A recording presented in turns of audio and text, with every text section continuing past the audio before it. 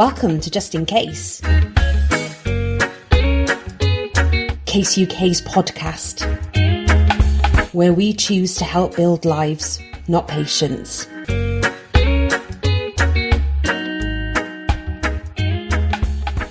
Hello and welcome to Just In Case with your host, myself, Chrissie Evans.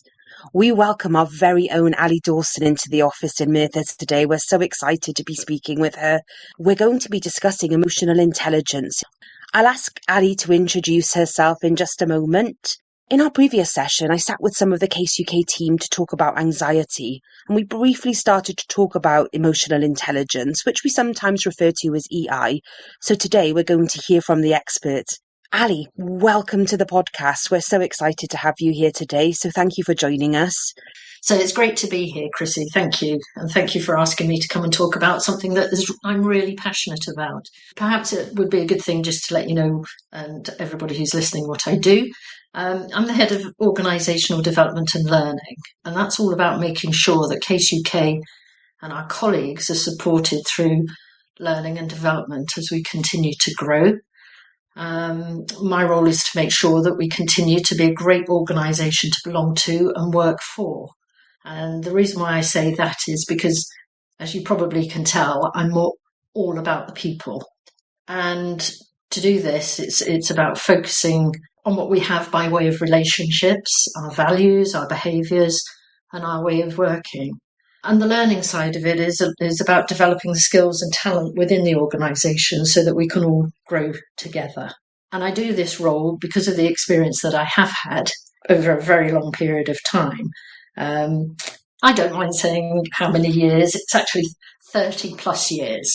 And we could actually do a whole podcast on that, but I've picked the most relevant for today, if that's all right.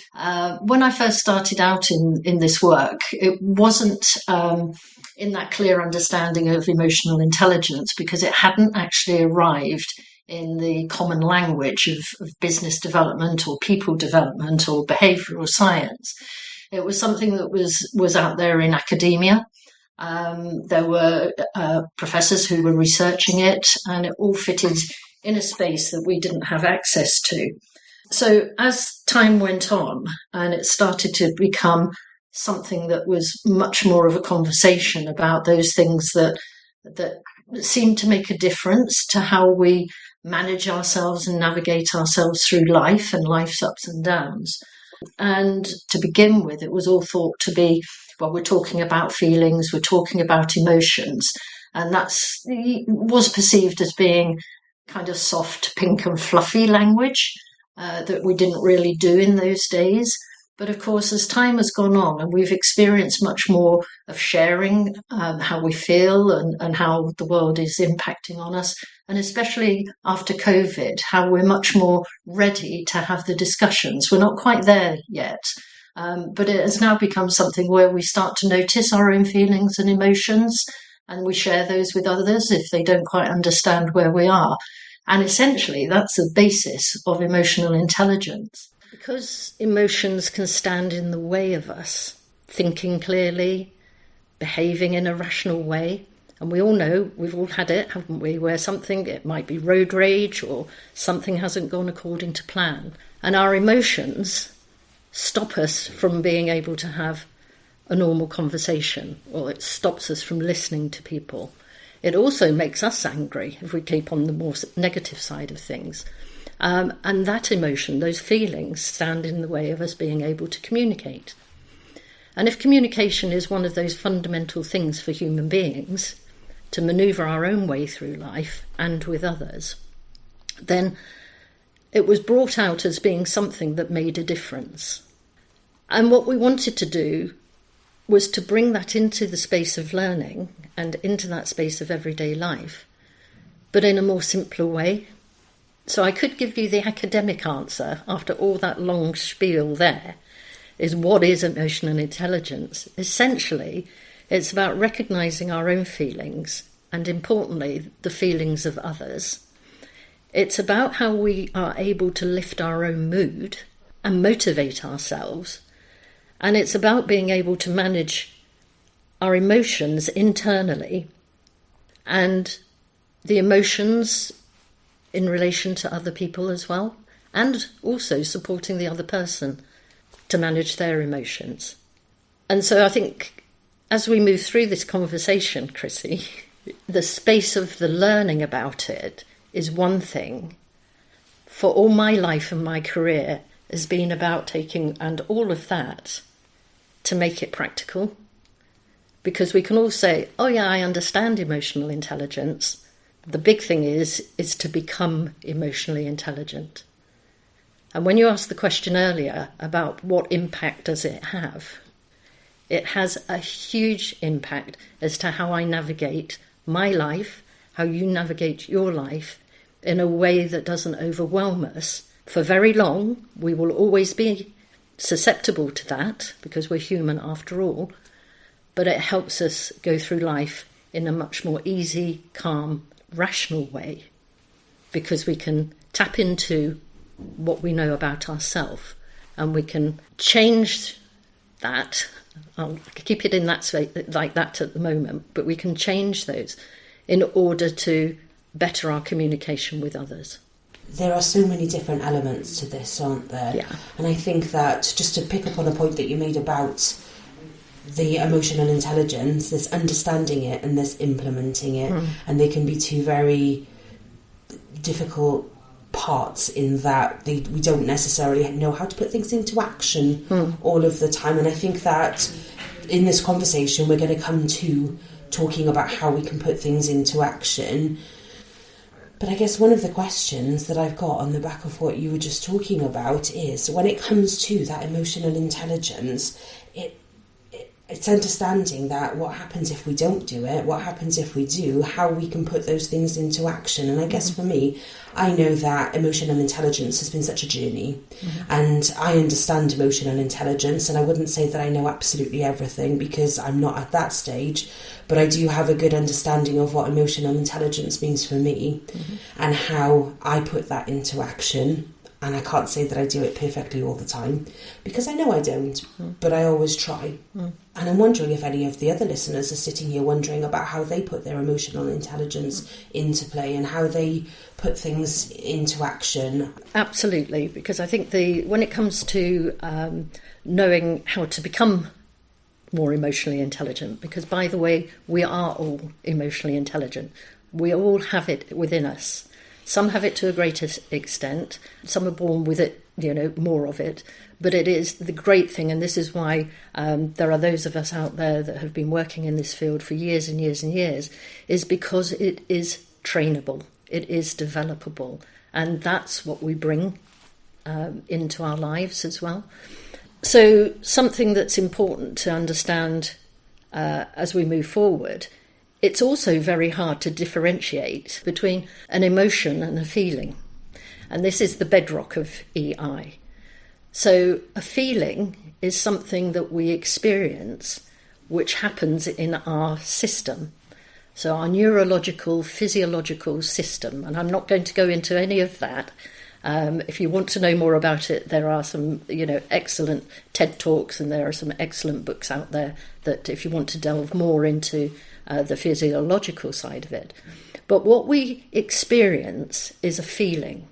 And that feeling sometimes comes, you'll have experienced it, Chrissie, where you suddenly feel a bit shaky, or you feel hot all of a sudden. Something's changed in the environment, not necessarily the weather, but the way somebody might have spoken, or you've experienced something both positive and negative, and you feel something inside. Would that be fair to say? Yes, absolutely. Yeah? Have you got any particular examples where something's happened and you've felt something inside? Yeah, absolutely. Probably many different examples of feeling something inside, and I think that it can depend on situation. For me, it can, if for example, we're in the workplace, sometimes I'll walk into work and stepping through that room, depending on how busy the room can be, can impact how I feel inside. Right. And it can be that, it's people I see every single day. However, some days, if there are a couple of people, it will be okay. If there's a room full of people, I might walk in and think, oh my gosh, I feel different now. Can I walk in there? Can I go and speak to these people? Even though I know them all and I know them all well. But it has an impact. It makes me feel different when I walk into that different space. Right. Brilliant. excellent example, because that's what we're doing. And this is why it's moment in, moment out, not just day in, day out, but it's in a moment we can actually feel something. And our body reacts, and our body does this stuff. And what it does, it causes us to put a label on that feeling, which we call emotion. Okay, because the feeling, I look at it as being energy that's in motion in the body. And the way in which we interpret that is we put a label on it, which is an emotion. So, for example, we say, well, let me ask you, when you feel like that, how would you describe yourself? Would you describe yourself as happy or? I think that when I feel like that, overwhelmed comes to mind, right. Anxious, and then annoyed with myself for feeling that way when I know that it's a feeling that I'm reacting to and I know that the situation will be fine. Mm-hmm. Yeah.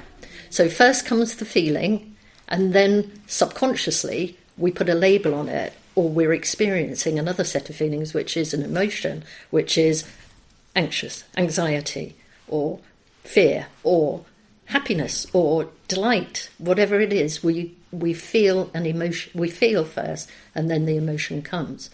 And it's the emotion part of it, once we've labelled it, once we've logged it, is then what our brain does, our rational brain says, right, I feel scared here, right?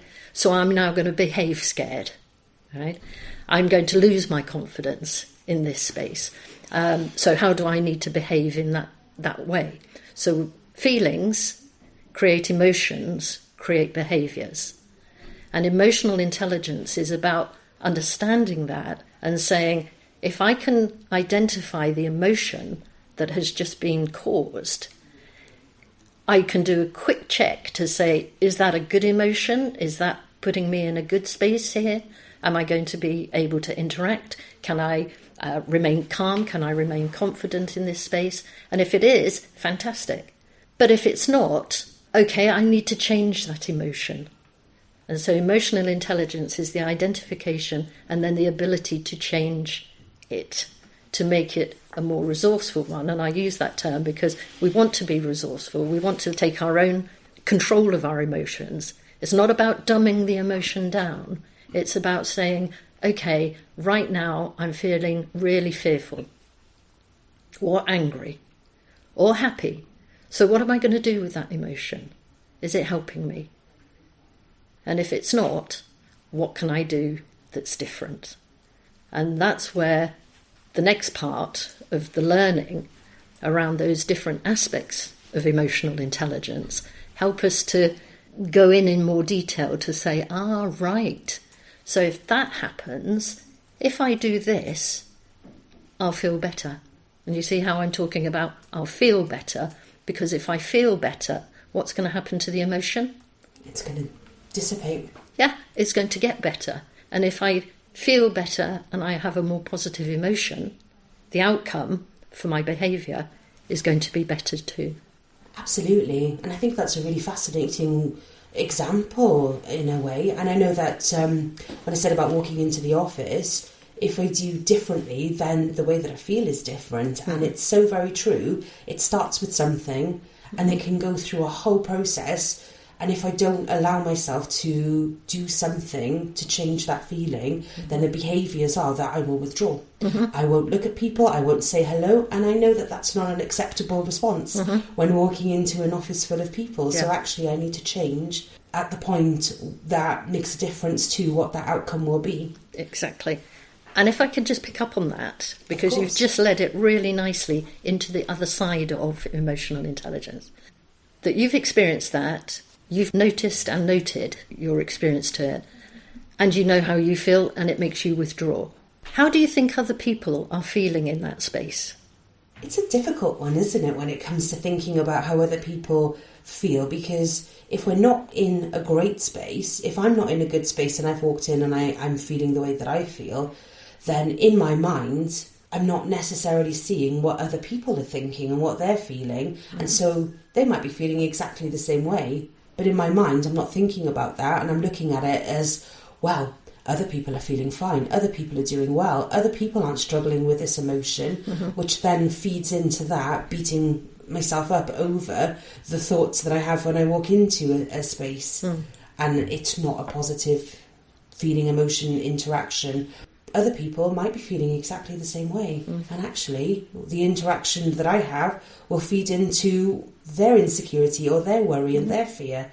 Whereas if I change the way that I focus on it, then they might change the way that they're able to focus on it as well. So the other side of that, and I do apologise, I'm going off here, but the other side to that then is if I walk into a space and it's not a good interaction, then that perception that other person has of me is, well, she's moody, she's not somebody that I want to talk to, so I won't engage, which will then feed into how I feel, because I think, well, see, people don't want to talk to me. That's a great example of that, and that's why I wanted to bring it into the conversation, because it's not just about how we feel, it's also how others perceive us, because it's a mood that we have.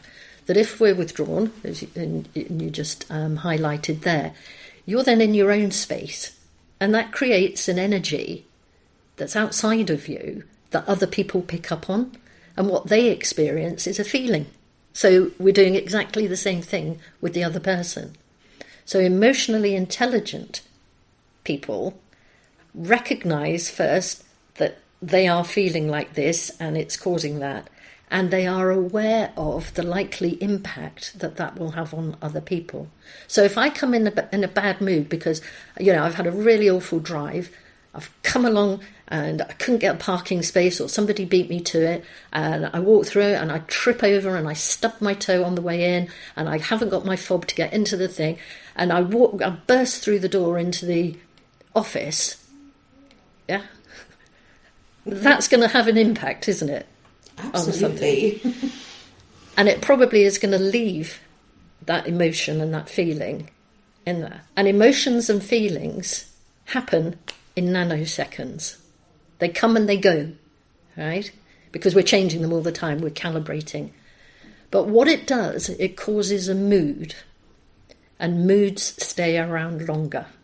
And in our language, we now have phrases like vibe, don't we? It's a strange vibe in here today, or, I don't like being in there, the energy is really low. Or, isn't it great to be in here? Because it's, it's really buzzing today. And that's the sort of language that we're expressing an emotionally intelligent environment or a lack of emotional environment.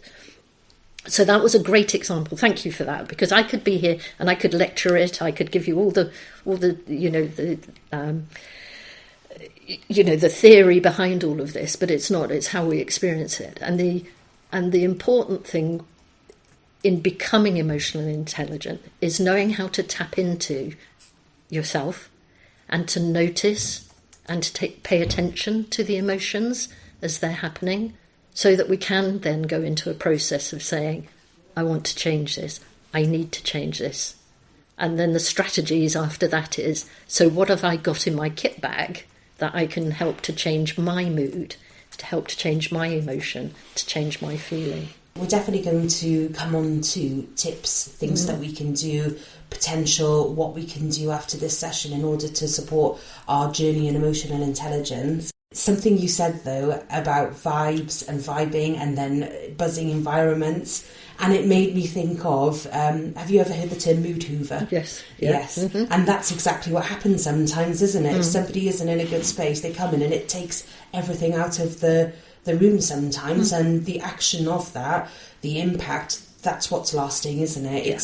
It's what people are left with, and what the feelings they're left with can be something that lasts for a lot longer than the mood that we were in at that time. Yes. The other term as well that comes up quite frequently is fun sponge, as in a sponge that sucks all of the fun out of the energy. That's great. Thanks for bringing me up to date. That's great. You see, now what's just happened there? Oh dear. I'll have to edit this out, sorry. No, don't edit it out, because that's a great example of emotional intelligence. That was a great example of changing a mood. And how, as soon as you said fun, how your physicality, our interaction with it, your hysterics. Crying. Yeah. I've never heard those. Yeah.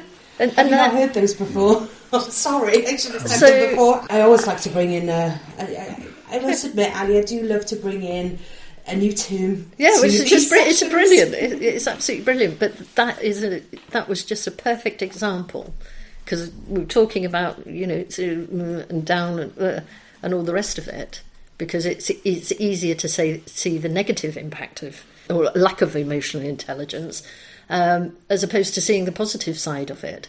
And just by you saying those two phrases, have you come across it? Our whole mood in this little setup here just changed. And if you could see Chrissie, the smile that she has from ear to ear has just, broadened. Real Cheshire Cat stuff. So the mood and the energy level has just gone, whew, because we've broken something that was a bit serious, a bit down, because we were focusing on that. Because our brain can't tell the difference between whether it's real or it's imagined. As far as the brain is concerned, it's all real, right?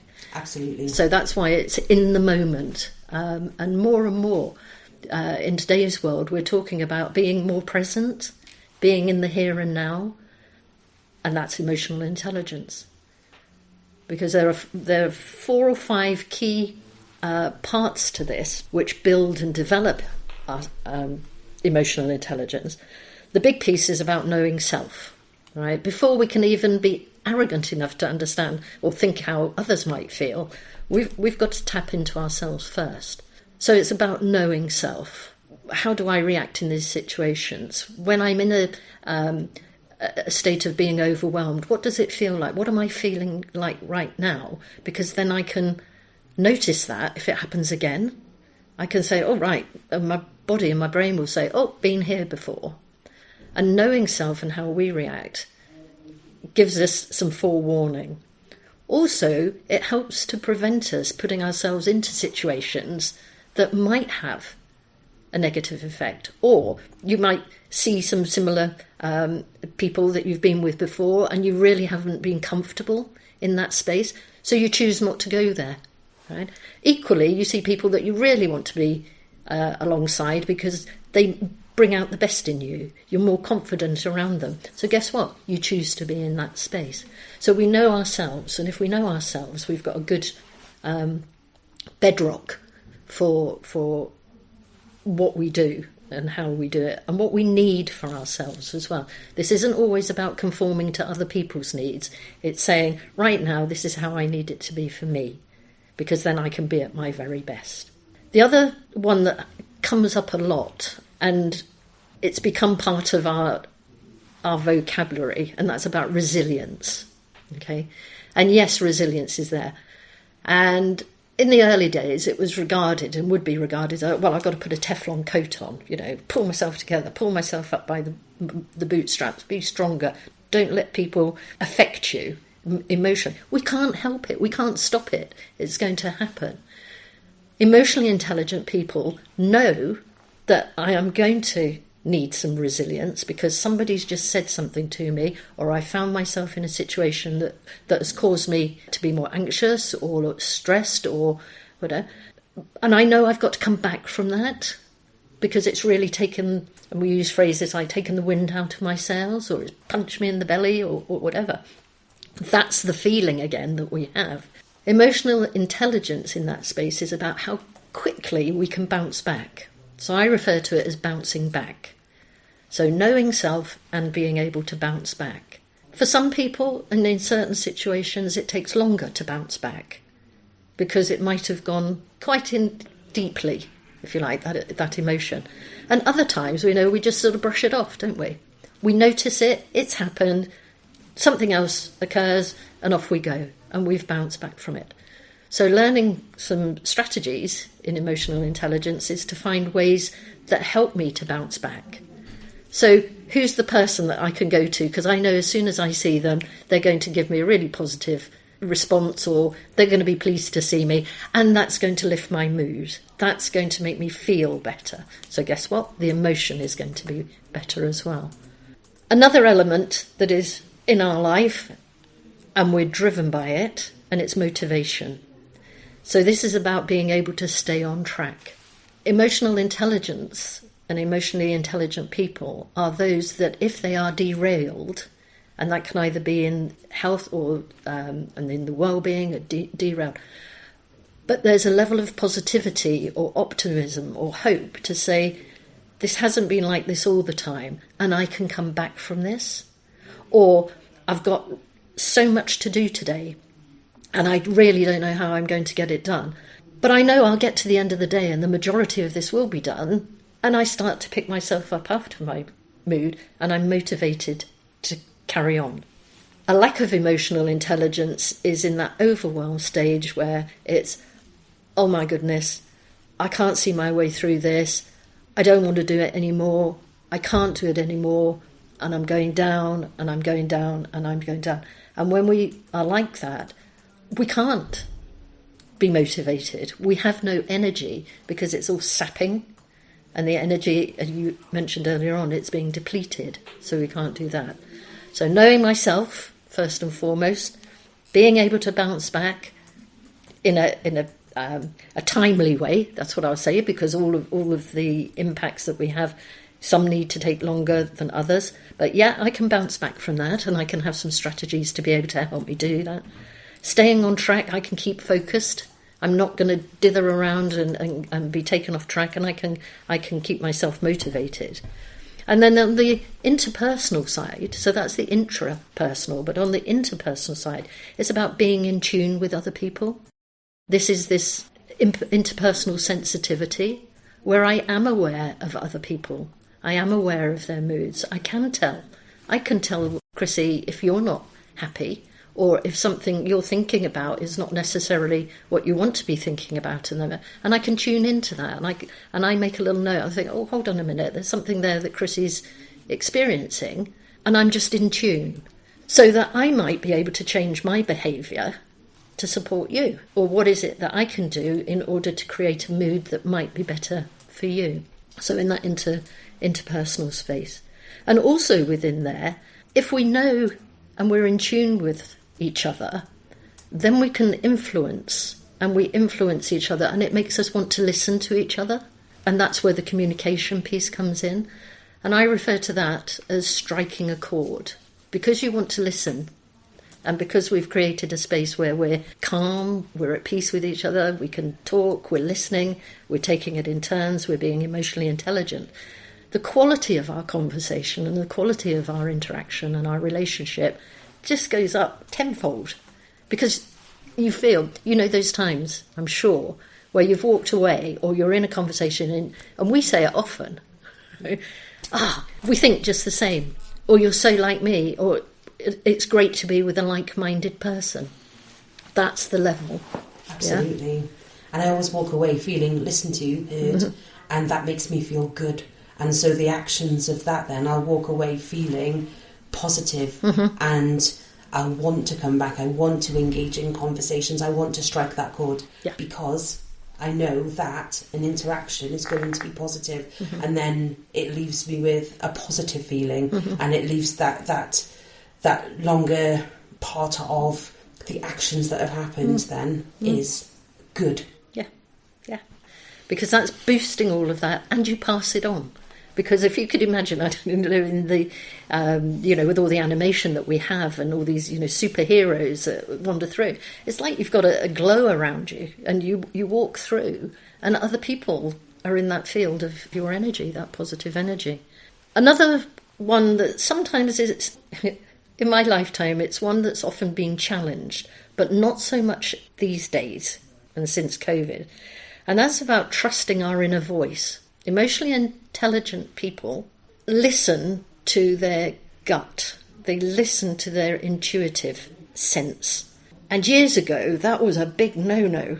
Oh my gosh, you can't make decisions based on intuition. You can't just go by your gut feeling. It all has to be very rational. It all has to be very, thought out and all the rest of it. Trusting your inner self is listening to that, because it's one of the deepest feelings that we get.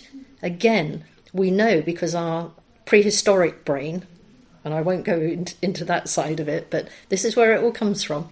The prehistoric brain is programmed to sense when we're uncomfortable, when we need to have We've all heard it, haven't we? Flight or fight or fright. And we're going to rush away from something, or we're going to stand up and, punch out. And all the adrenaline comes surging to that.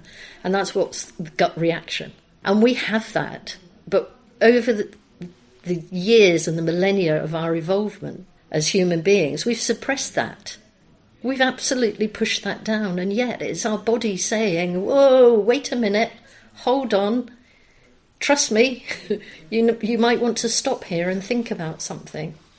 You're not quite sure and you don't need to quantify it, but something's telling you just to take heed, because something might be about to change and you need to be ready for it, or something has happened and you haven't quite worked it out yet. And it's been researched and proven as well.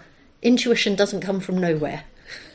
We will have experienced something before. It might have been at the saber-toothed tiger stage, but it's also when we've left the house without our purse and we know we've got to go and buy the weekly shopping. Is exactly the same thing. So if we feel something, if we can't put a label on it, it's probably our gut saying there's some discomfort here. And emotionally intelligent people use their intuition. And so next time somebody says, don't worry about the Chrissie, go with your gut feel. Be confident, because your gut's not going to let you down. And I guess that our gut feeling, that intuition, is something that we need to learn to read. Something that we need to stop and allow ourselves to go, actually, I need to think about this. What's going on here? How am I feeling? What's going on for me? Why am I feeling this way? So let's actually just take a moment, take a pause, and stop and think about it. And if that comes to nothing, what would you suggest in those cases? Because there's generally something, isn't there? Yeah. I think usually there's a reason. There is a reason. So the emotional intelligence part of that is that you've stopped and you've listened to the fact that something is up. By the time you've done that, your rational brain has started to work, okay? And because your rational brain has started to come into play, because that moment of, extreme overwhelming or something, when you sense somebody behind you or something like that, your brain then goes into, right, and now what do I need to do? So you're not going to do it immediate impulse stuff, because you've stopped yourself by saying, oh, this is different. And in that nanosecond, the brain catches up, the frontal part of the brain catches up and says, right, okay, what do I need to do? I guess to put this into a bit of an example, just thinking about it from the context of what we were talking about earlier, I guess that if I wasn't being emotionally intelligent, when walking into that office, if I don't check in with that gut instinct that's telling me that it's going to be scary, it's going to be awful, oh my gosh, there's lots of people in there, if I don't stop and think about what that feeling is, because learning about where that comes from helps to dissipate it, as I said earlier. However, if I didn't take that moment to stop and pause, it would be so easy to turn around and walk away and never walk in through that door, because my mind would be telling me that it's dangerous and I need to walk away. But I know that's not the answer. It's not the right thing to do. But without actually checking in with myself and looking at why I feel this way, and being able to look at those emotions, what the impact is, how that's making me feel, what the actual scenario is here, that's the big difference, isn't it? It is. And if I can ask you a question to take it into another phase of that. As an emotionally intelligent person, as you are, once you've experienced something once or twice, maybe 3 times, where because you've just described it, you can walk into an environment, a climate, I call it, a climate that is not going to be supportive for you. And yes, you learn your strategies to be able to deal with that in the moment.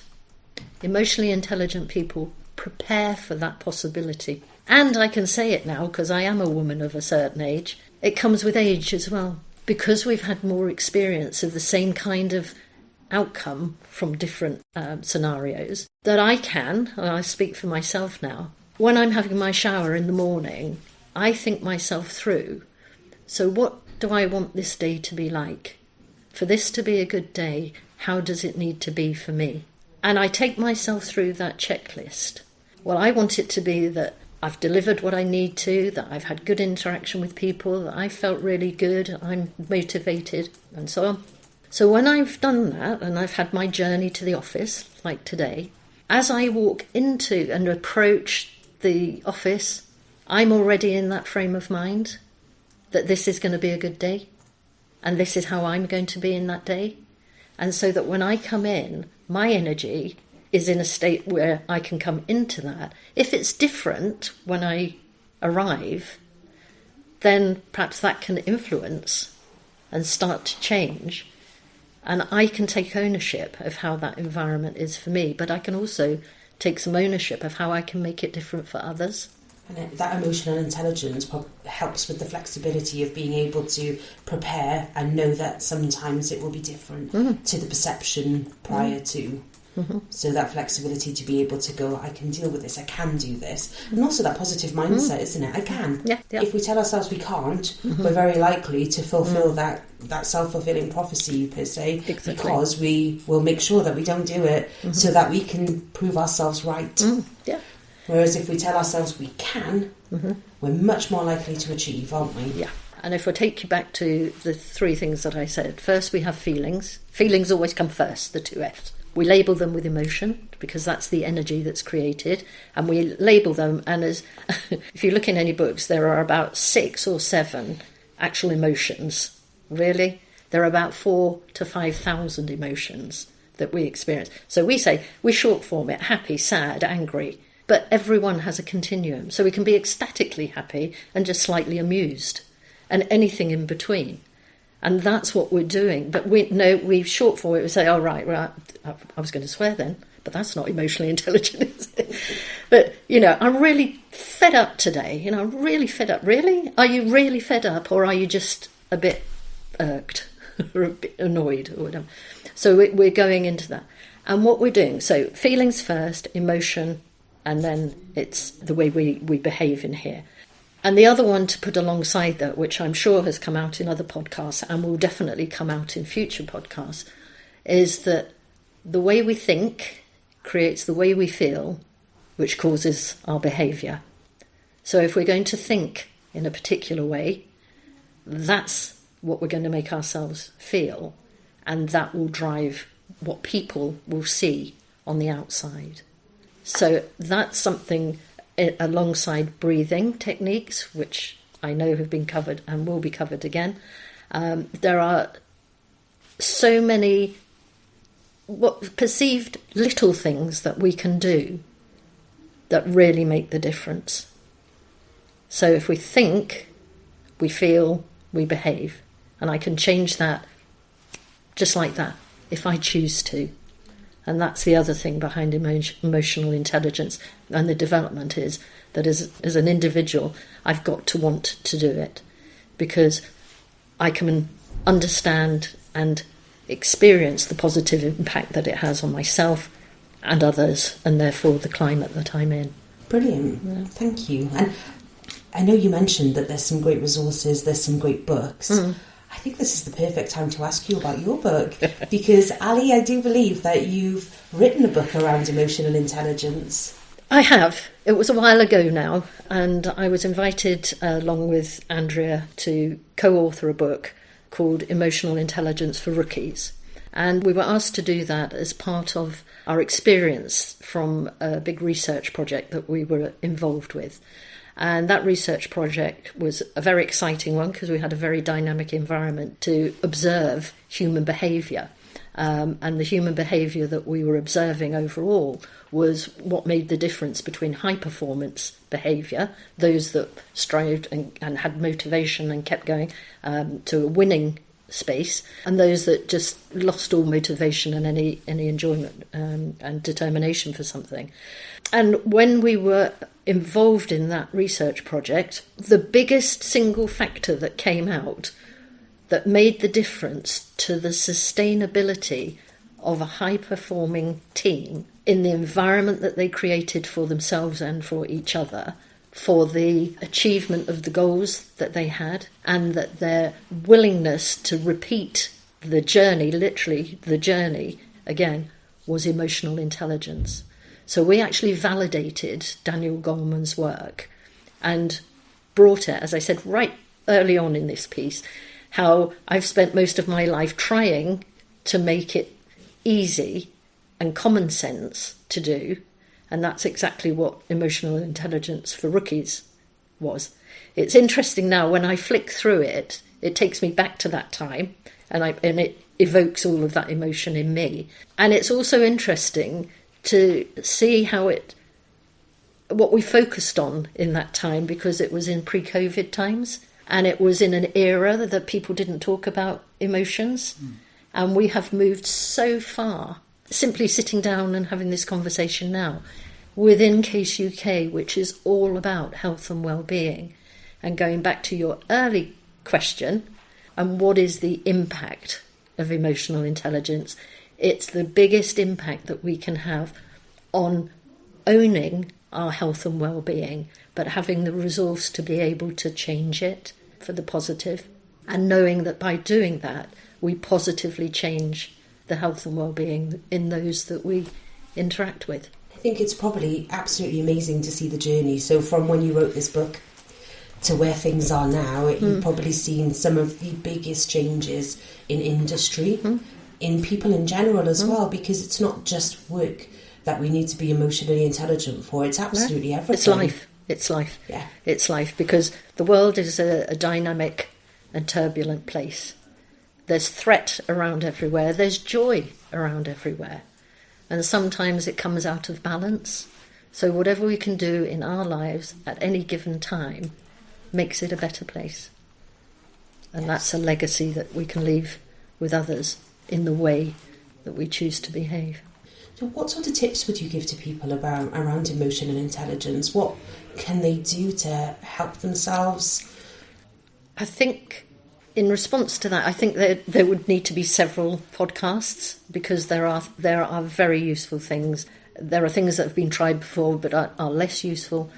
So I would encourage people to tune in to emotional intelligence, find out more about it for yourself, find those things that ask you the sorts of questions that help you to understand yourself and what's important. And also to start to not just feel, but to look around at what might be causing that feeling in your environment as well. So I think early on it's about gathering data about self and observing other people and seeing and taking from that positive lessons that you can.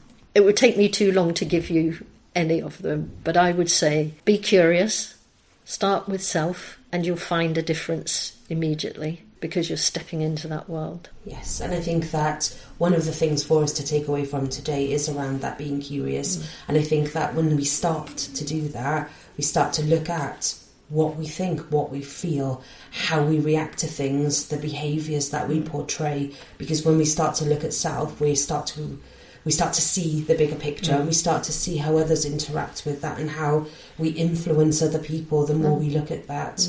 And that's something I'm talking about from experience as well. From a personal perspective, and you can go in as much depth as you want with this one, but what sort of things do you do to look after your emotional intelligence? Because I think it's fair to say you're incredibly emotionally intelligent, and we know that, and we can tell from all of the information you've given us just how much you know about this topic. But from a personal perspective, what do you do to look after yourself? I cry. That's a big thing in accepting that emotion has to come out somewhere, because energy can't go nowhere. Right? It has to come out. For some of us, we go off and we stamp our feet and cry. So what I've learnt about myself over the years is that there are certain situations I find myself in where I notice my mood changing, and I, like you, I withdraw, or I start to become more formal and more clipped in the way I'm speaking, and I get messages from others either through their behaviour, or now they actually tell me, oh, you've stopped being my sister and now you're more professional. Whoa, hold on, what's changing in my world? So I can now recognise when I'm not being emotionally intelligent. I also recognise when I'm not being emotionally intelligent is when I allow other people's negative mood to impact on me. So what I do in those what I do in those times is I do have spaces that I go to. If I'm at home, I'll literally walk out the door.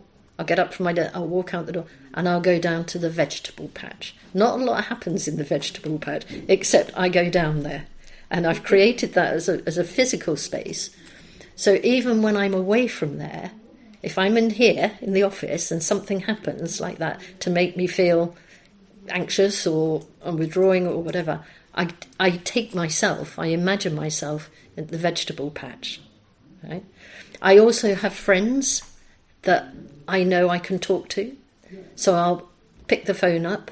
And when I say talk to, it's not about offloading how I'm feeling. I just know that they're going to be my recharger. So I've done that. I do look inwards. And I've learnt over the years not to do that too much, because then we become self-analytical. Is that the word? Is that a phrase? And that's not a good place. I wouldn't encourage anybody to be there for too long, right? So it's not about over-analysing self, it's about noticing. Also, things that I do, which my daughters over the years have been really embarrassed about, is whenever I'm out and in a social environment, or I'm at the shops, or I'm in a restaurant, I always say thank you. I always make eye contact with somebody else. I always think about how that I want to regard them, because by regarding them, that helps me to know that I've connected with another human being, which lifts my mood. And I noticed doing that the other day when I was out for a meal with my daughter and her partner, and in today's world of technology, we were shown through to a table. Once we'd had a look at the menu online, we could then use the QR code on the table to do that. We had a waiter come out and give us our drinks, then a waiter came out and gave us our food, and then we could pay using the QR code. And so I got up, and it just felt so alien to me, because that whole transaction that was supposed to be an engaging space, which it was, as a family, but there was no regard for the people that had just provided us with the service. So for a moment I sat there and I thought, I need to do something here, probably for me. Yeah, but I was listening to my gut. It felt wrong. And I got up and I walked into the restaurant, and my family said, oh, we can go, it's all paid. And I said, yes, hold on a minute. And I walked in and I went and thanked the girl that poured our drinks, and I went and thanked the staff, because that's what I would have done in the olden days. And I'm saying that in the olden days, that would have been the level of connection, human connection. And in today's world, I see that being diminished. So wherever possible, make it happen. I have to put myself in those places of connection and not wait for other people to do it for me. And I think there's some really interesting points there. And I think the point that you make about that connection, because I think connection is key. And connection doesn't always have to be with other people, but sometimes it is. And that connection is about being able to say thank you. And I completely agree with you on that point, because I'm the same. I like to be able to know that I've just shown someone my appreciation. And I think that's what it is, because they won't know through an app. They won't know through technology.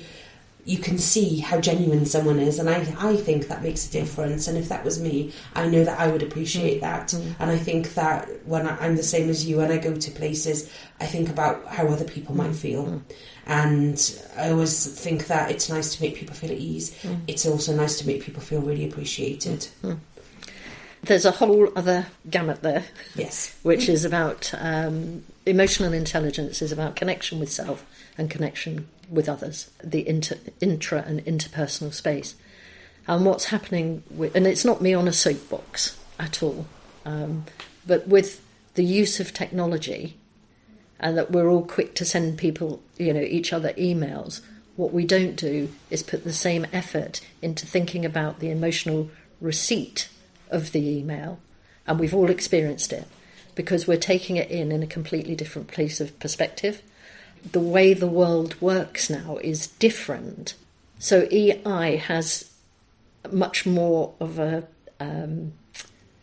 and I haven't thought this is just my brain going off on here, is even more vital in today's world if we are still going to communicate on a level that everyone can benefit from, as opposed to just being communicated at. We've got to communicate with. And underlying all of that is having the ability to be emotional intelligent. Absolutely. Not artificially intelligent. Difference between humans. Yes, absolutely. And that's what this is all about. And that's why I do what I do, because I love humans. Thank you, Ali, and thank you for being here with us in this space. I've got one last question for you before we wrap this up for the listeners. And a very simple question, which I'm sure you won't agree with when I ask you it, is what can we do to get further support? And I fully appreciate that we will do more podcasts because there is so much more involved in this. And the idea of this today is for us to get a taster, that insight, the introduction to what emotional intelligence is. And thank you so much, because I can see that we've had that. We understand more about what emotional intelligence is and things that we can do. But from this in particular, do you think there's anywhere else that people could go and access further support?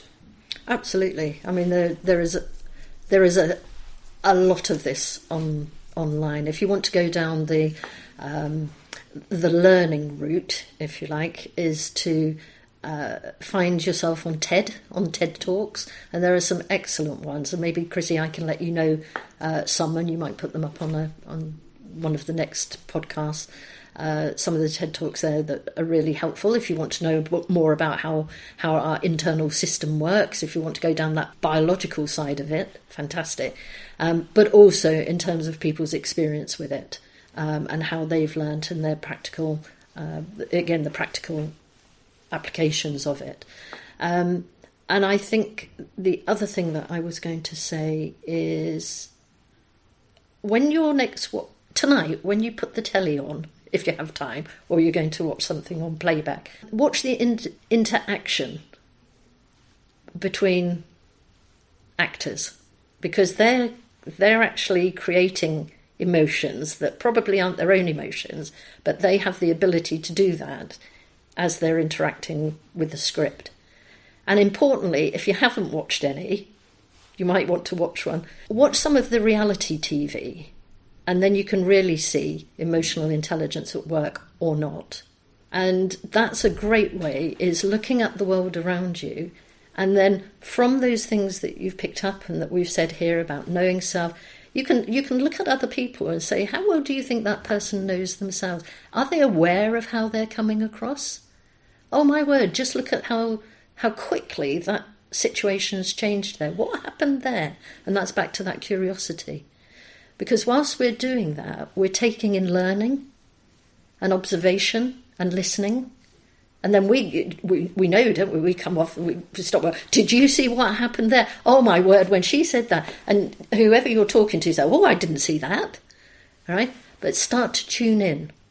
And by tuning into others, we start to educate ourselves and think, oh, if I was in her shoes, what would I have done? Oh, I wouldn't have responded like that. So I think that's a very easy thing for us all to do. And there are, I've just read out there, knowing yourself, bouncing back, staying on track, etc., are ones, the titles that are in emotional intelligence and in the book. But there are others out there. They'll be the same thing, but you can go and find them, and also ask other people, how do you think I'm doing? Brilliant. Thank you so much for that. And I think that if there are any topics that the listeners out there would like to learn a little bit more about, feel free to write in the comments about what ones of those you would like to hear about, and we can do them in the future. So, huge thank you, Ali, for being with us today. We really appreciate it, and I think we've had some really interesting discussions and really understand now what emotional intelligence is. I'm hoping you'd love to come back and speak with us again. Yeah. So thank you so much. You're welcome. During the podcast, there are many hints and tips for development that myself and Ali Dawson have talked about. We've talked about the book that Ali wrote, Emotional Intelligence for Rookies.